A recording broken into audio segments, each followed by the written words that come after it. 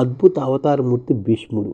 భీష్ముడు చిన్నప్పటి నుంచి ఎన్నో కష్టాలు పడుతూ ఎంతోమందికి ఆదర్శంగా ఉన్నాడు.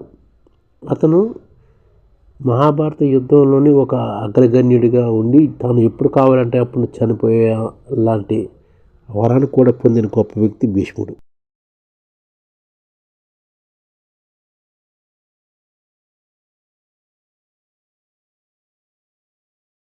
ఈ ఛానల్ ముఖ్య ఉద్దేశం ఏంటంటే మన తెలుగు రాష్ట్రాల్లో 1,00,00,000 మందికి సంఘటిత రంగాల్లో ఏ విధంగా ఉద్యోగాలు ఇవ్వవచ్చు, కనీస నెల జీతం 30,000 వరకు ఏ విధంగా ఇవ్వవచ్చు, ఏ విధంగా చేస్తే ఉద్యోగాలు సృష్టించబడతాయో వివరిస్తూ ఈ ఛానల్ వీడియోలు వస్తాయి.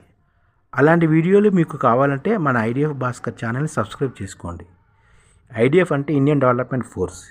ఈ వీడియోలు చూసిన తర్వాత మీకు నచ్చితే లైక్ చేయండి, మీ ఫ్యామిలీ మెంబర్స్కి షేర్ చేయండి మరియు మీ ఫ్రెండ్స్కి షేర్ చేయండి. Thank you. నమస్కారం.